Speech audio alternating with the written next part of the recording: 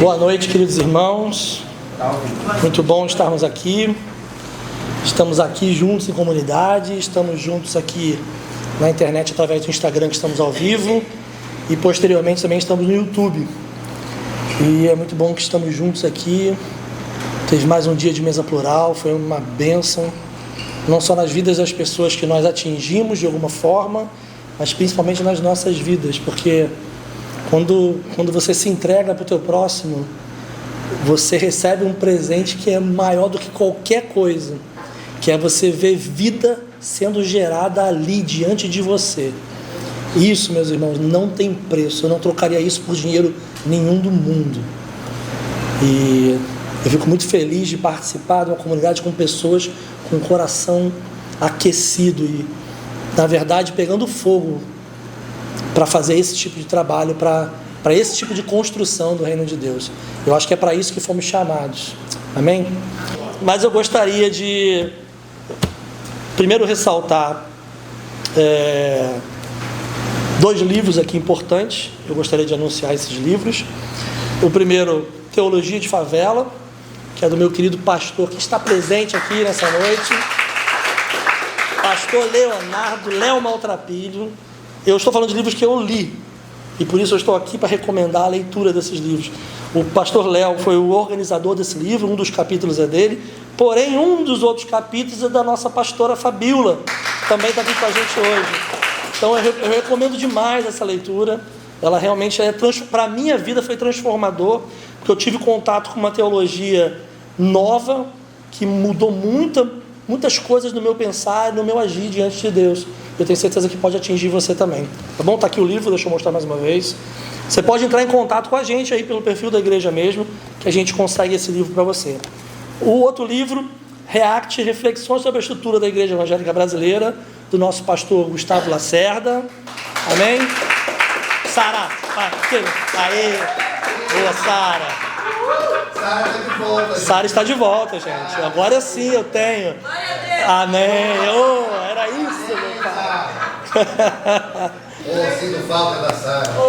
E, bom, é um livro que eu também já li, já reli.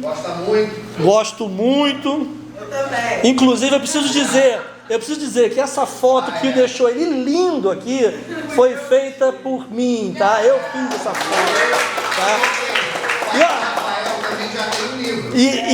E recebi até crédito, coisa que fotógrafo não recebe, é crédito, eu recebi crédito. Isso é muito importante ressaltar. Bom, irmãos, é um livro importante sobre reflexões da igreja evangélica hoje e o que nós podemos entender sobre o que é igreja, sobre o que é ser igreja e sobre como podemos nos posicionar.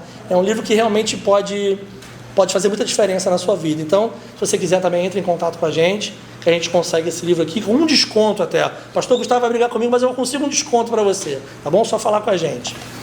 Eu não vou elencar os predicados do pastor Cláudio, porque são muitos. A trajetória dele não começou ontem, não começou nem anteontem, começou já tem um tempinho.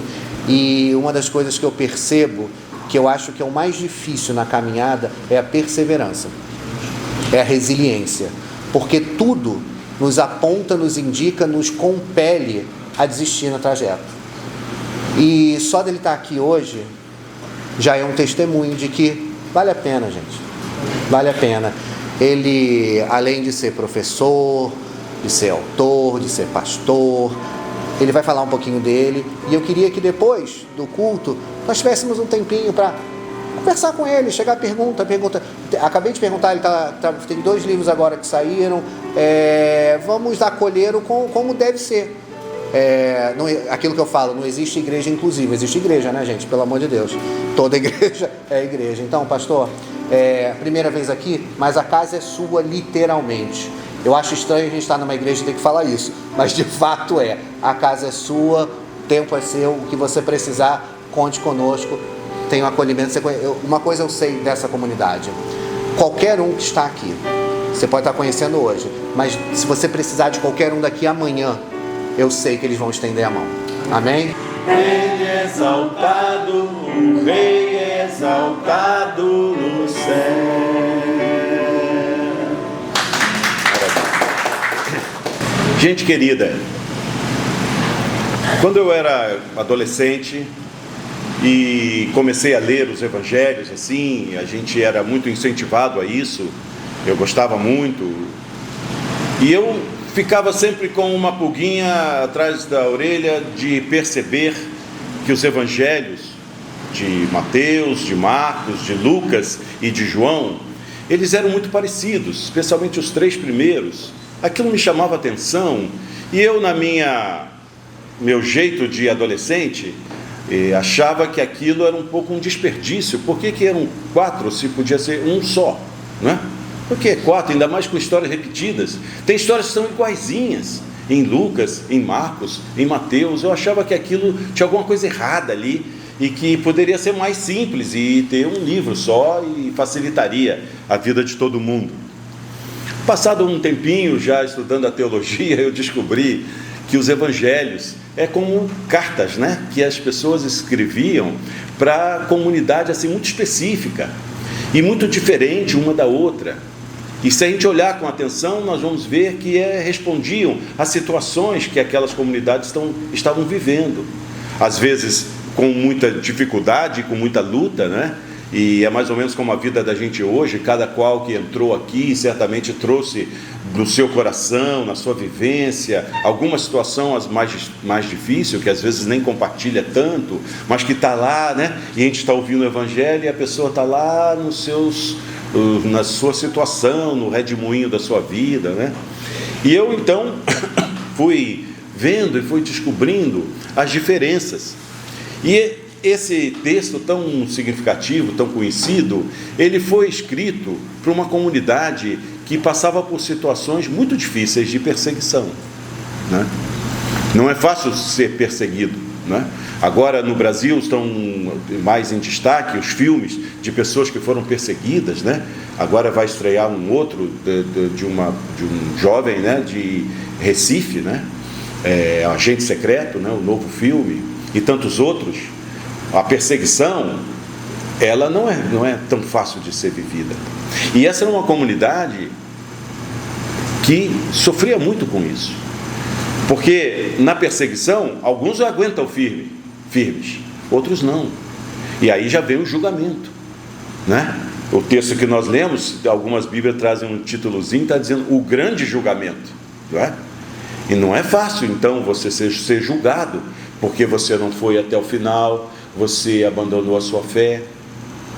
E é uma comunidade muito religiosa. Eram pessoas muito ligadas à tradição, ao tradicionalismo.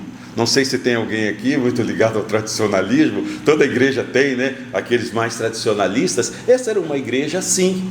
E havia muito conflito, porque alguns questionavam que aquele tradicionalismo não ia levá-los a lugar nenhum. Muito menos no tempo que eles viviam de enfrentamento da fé, que exigia deles uma fé ativa, uma fé prática, não uma fé em dogmas, em ideias, em se Jesus é Deus ou é homem, e coisas assim. O tradicionalismo, a gente critica, né? Mas eu também gosto às vezes do tradicionalismo, especialmente quando eu quero me sentir mais seguro, mais organizado. Como é que diz aqui que tem que fazer, né? Porque ele está ligado a um outro perfil dessa igreja, né, que recebeu essas palavras. Aqui está sendo filmado, então pode ter um outro evangelho assim que vai saindo nas letrinhas, né? Na época não tinha toda essa tecnologia, mas eram mensagens dirigidas àquela comunidade que tinha na sua divisão interna esse apego ao tradicionalismo, e os outros que eram contra o tradicionalismo e achavam que aquilo prejudicava a fé. Ligado a isso é o legalismo, né? Uma comunidade judaica assim, muito ligada à tradição judaica, à lei de Moisés, que é tudo mais ou menos organizado, de tal maneira que se você quer a salvação, então basta cumprir aquele conjunto de leis e de regras, em geral morais, fortes, dimensão ética também, e que você então pode mais ou menos equacionar esse grande mistério da vida, que é a salvação. Não é isso que a gente mais ou menos deseja? Todo mundo, de alguma maneira, eu quero ser salvo, né? E aqui havia esse legalismo muito forte, um legalismo muito forte. de que o caminho da salvação era no cumprimento das leis, né? E isso até também traz certa segurança, porque se a pessoa cumpre bem as leis e ela vai ser beneficiada com a salvação, é uma maravilha, né? Eu mesmo sempre fui muito cumpridor das leis, achando que isso poderia facilitar a minha vida com Deus, né? Só que também tem leis que são muito difíceis de serem cumpridas. Nas igrejas evangélicas, o número de lei é muito grande. E eu tenho por mim que somente um número muito reduzido de pessoas cumpre as leis das igrejas. Os pastores e as pastoras aí, que não ouçam, né? Mas eu acho que 90% do pessoal não cumpre nenhuma daquelas leis. Ou cumprem de maneira, vamos dizer assim, para inglês ver, né? Como diz o ditado, né? Mas efetivamente não, o que gera uma frustração muito grande para as pessoas, sentimentos de culpa, choro. Muita gente chora nas igrejas, é porque ela não consegue cumprir aquelas leis todas. E essa comunidade vivia essa tensão, né? Porque eles não sabiam muito bem resolver isso, e eles tinham um outro apego, não só ao tradicionalismo, não só ao legalismo, mas também aquela concepção de que a fé, ela se expressa de maneira plena e fundamental e mais importante, a hierarquia que o pastor Gustavo falou, na hora do culto, no culto, na realização do culto formal, da oração, da leitura da lei, né, da Bíblia, vamos chamar assim, né, da época, de todos os rituais que todo e qualquer culto possui. Então muitos eram apegados excessivamente à ideia de que onde é que Deus se manifesta? No culto, né? Quando nós prestamos a Ele, Ele então fala conosco, e esse culto, em geral, mais organizado, de preferência num templo. Não tinha muito tempo passado que o templo de Jerusalém tinha sido destruído, e aqui então isso gerou dessa igreja, nessa comunidade, uma insegurança, uma tensão muito grande, porque eles depositaram as fichas muito fortemente no templo, e o governo destruiu o templo, não é? O governo da época, não é? Uma mistura de nazismo com milicianos da época, não é? E que destruiu o templo. E aí as pessoas ficaram sem referência, ficaram dispersas, perdidas.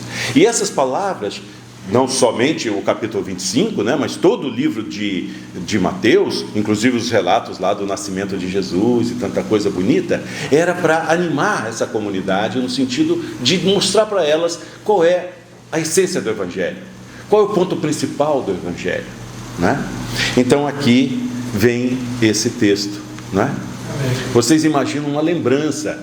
Aqui estão os mais velhos lembrando de coisas de 50 anos, mais ou menos, de diferença, não é? Entre essa experiência de fazer essa narrativa, de contar essa história, né? De ilustrar a fé com essa ideia de que um rei, né, que diz, o filho do homem na sua majestade, com os anjos, é só coisa muito gloriosa e muito portentosa. Aliás, essa palavra portentosa, né, já é uma palavra portentosa, né? Então, aqui, sentará no trono, olha, é só uma coisa assim que mexe lá dentro das pessoas, não é verdade? É uma ideia escatológica, assim, do tipo um julgamento. Então é uma coisa muito forte, não é uma coisinha qualquer da fé, não é um momentozinho simples, assim, do tipo uma reunião.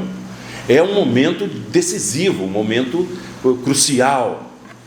E aqui então mostra a dimensão da solidariedade, não é? Que qualquer pessoa com maior ou menor escolaridade, ou idade menor ou maior, vai ver que aqui é a dimensão ativa e concreta humana que é o decisivo nesse julgamento. Não é se a pessoa cumpriu as leis da igreja, no caso lá, né, as leis da fé judaica. Não é se a pessoa foi tão regular assim na presença do templo, com tudo que o templo exige, inclusive a condição financeira para que possa o templo ser mantido, né? Eram caras, né, a organização do templo. Aqui mostra um outro caminho. É o caminho da mesa plural. Não é verdade? Não é verdade? O caminho da solidariedade, da partilha, não é? do cuidado, não é? O cuidado, inclusive, assim, com a pessoa ser vestida, né? Acho bacana, né? Porque tudo bem, se a pessoa quiser ficar nua por uma opção, acho que não tem nenhum problema, né? Mas se ela não tem que vestir, e ali tem alguém que fala, peraí, eu vou te arrumar, né? Então aqui tem uma dimensão que vocês conhecem muito bem. É a dimensão norteadora da fé. Ela é maior do que o templo, ela é maior do que a lei, é maior do que qualquer tradição religiosa, né? Olha que coisa linda, né? do Evangelho. E a diferença daquilo que eles estavam vivendo, tensões, perseguições, divisões entre eles, é mais ou menos de 50 anos para a experiência mais viva de Jesus. Ou seja, aqueles que acompanharam mais de perto Jesus e estavam trazendo essa narrativa, essa memória, para que aquela comunidade que tinha gente mais nova, 50 anos depois, não é? Pudesse então lembrar que Jesus colocou os passos mais ou menos indicados para o grande julgamento, para a salvação, para todas as dimensões importantes da vida. Agora, lembrar coisas de 50 anos atrás não é para qualquer um, né? Em primeiro lugar, você tem que ter 50 anos, né? Quantos aqui tem mais de 50 anos aqui? Quem tem? O da Espanha, esqueci o nome, desculpe. O irmão ali deve ter um pouquinho mais de 50, né? Eu também. Você já tem, Rafael? Você não tem 50 anos? Então... Tá ali...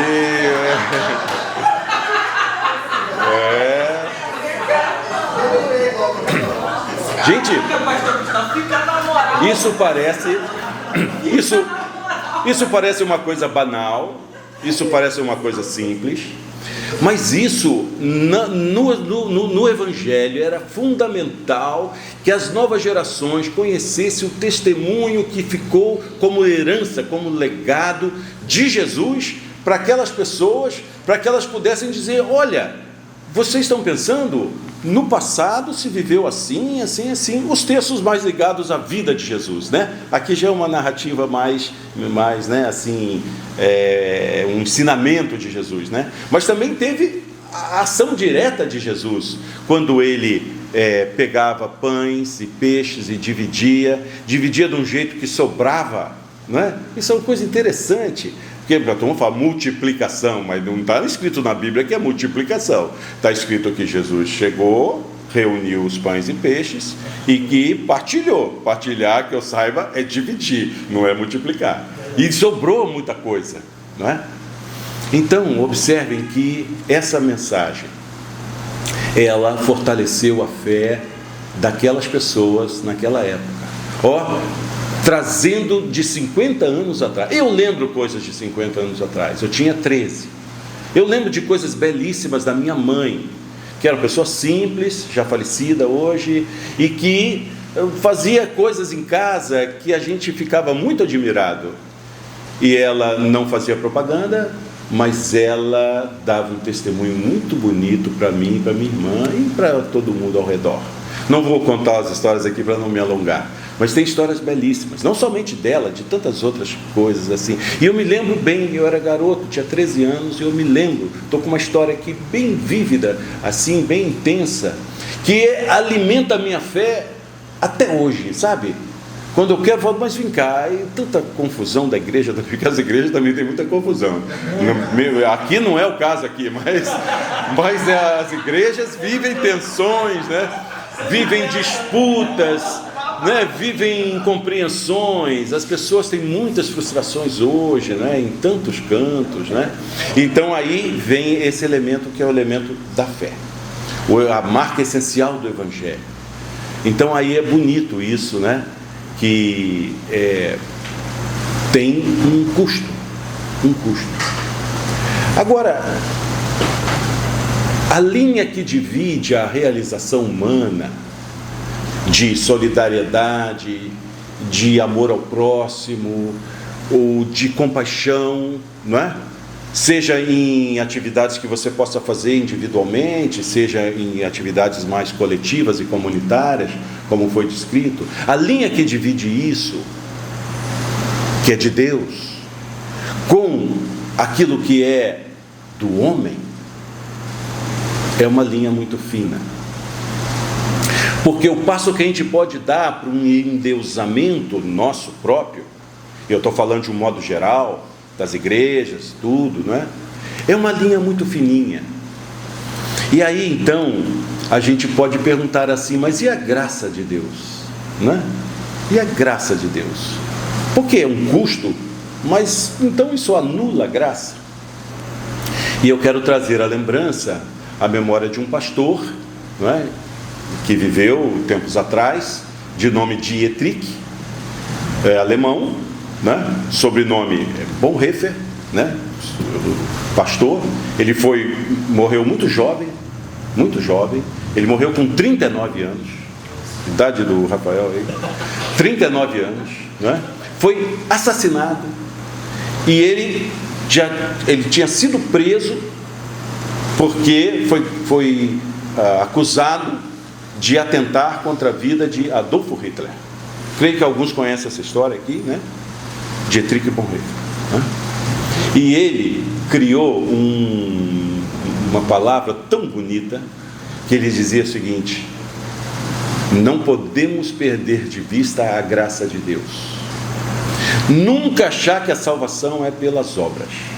Nunca achar que o nosso mérito é o nosso mérito, não é? Que na sociedade se fala como chama agora do mérito? Meritocracia, né?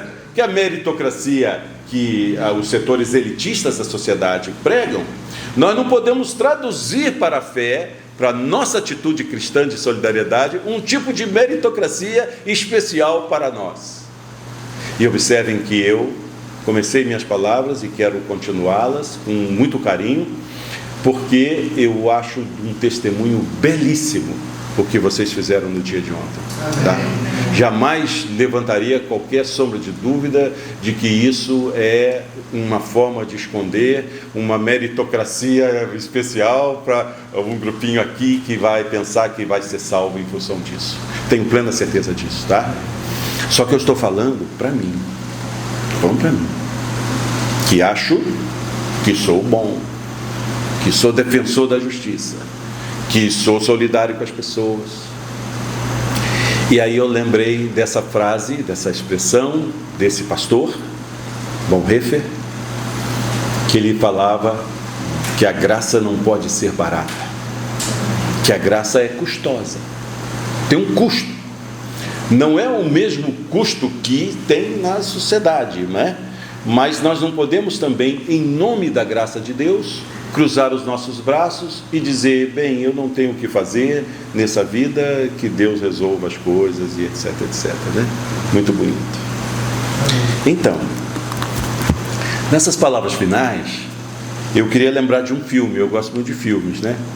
O filme da minha época é do século, de fato, passado, né? E se vocês não viram, não tem importância, que eu vou contar o final, então não precisam ver. Mas se quiserem ver, é um filme de 3 horas de duração, em preto e branco, que eu imaginei que não prenderia a atenção de ninguém, porque naquela época ninguém pensava na possibilidade de ver filmes em preto e branco. Esse filme, alguns já devem ter visto, certamente, se chama A Lista de Schindler. É lindo, né? É lindo.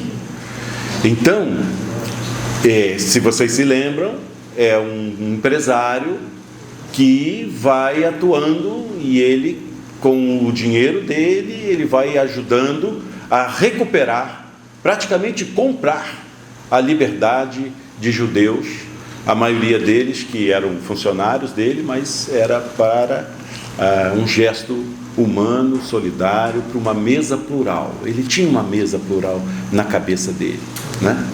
E ele fez isso, salvou muitas vidas.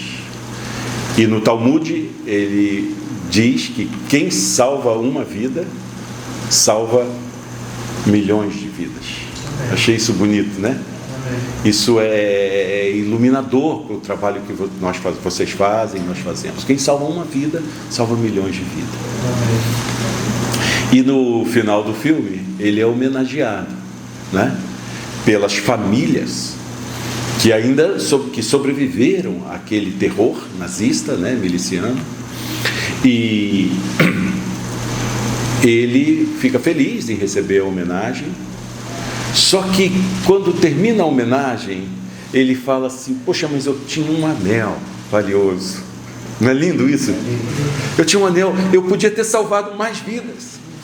O meu relógio, poxa, eu podia ter... Quer dizer, ele se sentia como o servo humilde e sofredor do livro de Isaías. Ele se sentia não um grandioso feitor, mas alguém que fez coisas, salvou vidas, mas que ele poderia ter salvo muito mais. Sentimento belíssimo, belíssimo do Evangelho, né? Do servo sofredor, servo inútil e sofredor do profeta Isaías, né? E aquilo foi emocionante, né? E aí, as cenas finais do filme, depois disso, elas deixam de ser em preto e branco. Estão lembrados disso? E elas passam a ser coloridas.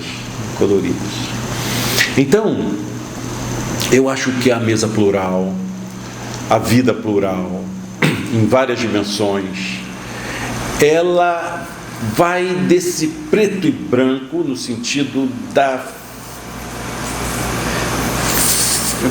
realidade da vida, né? Para o colorido dela, colorido da vida. E eu trouxe uma canção, não vou cantar, nem sei cantar muito bem essa canção, ela não é muito conhecida, que a partir dessa narrativa bíblica que nós lemos, e a partir da inspiração desse filme, A Lista de Schindler, eu lembrei dessa canção, tá? Eu vou deixar esse livrinho com vocês, tá? Aí vocês circulam entre vocês fazem um sorteio, você escolhe a pessoa mais nova ou a pessoa mais velha. É mais nova, ele se interessou, não é? Então, veja uma forma aí adequada, né? Podia ter trazido outros exemplares, mas não tem desse aqui. Eu vou ler essa paginazinha e eu termino essas reflexões com essas palavras, pedindo a Deus que possa marcar a vida de vocês de tal maneira que todo esse entusiasmo ele se multiplique, né? Pela fé que nós temos em Cristo. Eu escrevi assim. Quer tomar uma aguinha?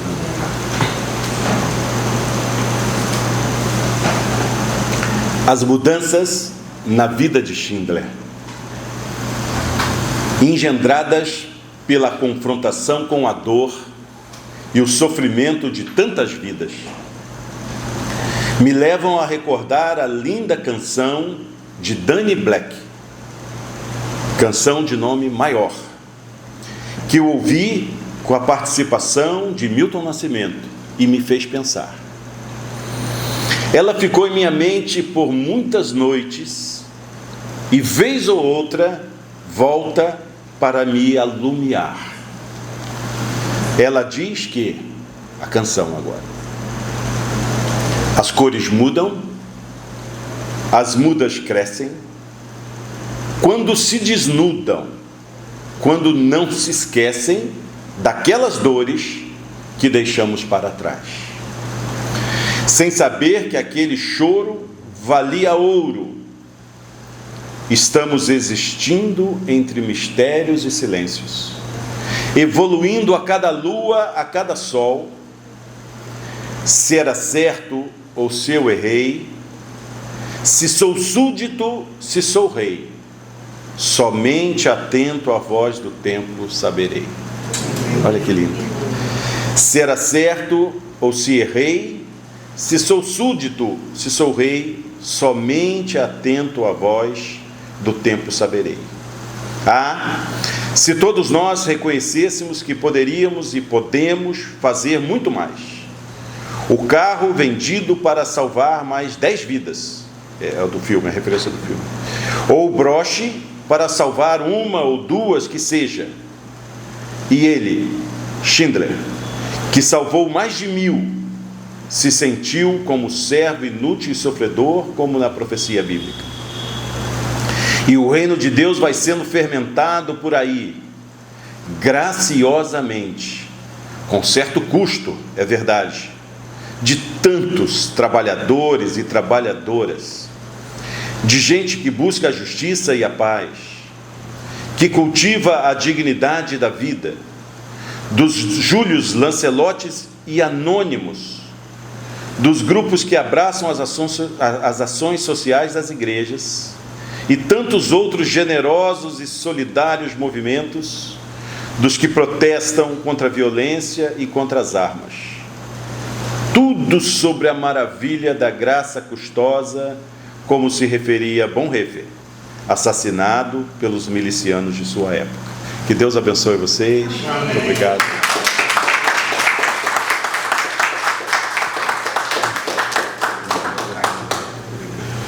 Ele vai sortear. Eu já sorteei, caiu meu nome. Caiu, eu não sei porquê. Caiu meu nome. Olha, Gustavo, saiu aqui, gente. Gente, desculpa. Pastor Léo Maltrapilho, vem para cá, por favor. Pastora Fabíola, vem para cá, por favor. Pastora Maria, vem para cá, por favor. Pastor Rafael, vem aqui, por favor. Pastor Cláudio, é para você essa mensagem. Pode sentar que essa é para você agora. Ao longo da sua caminhada de 40 anos no pastoreio, no pastorado, na lida diária, eu imagino que devam ter havido dúvidas, devam ter havido momentos de pouca fé, de vergonha, de indecisão, de alguma coisa que provavelmente não era confortável, que causava algum tipo de inquietamento na caminhada. Mas você persistiu. Por causa de pessoas como você, nós estamos aqui hoje.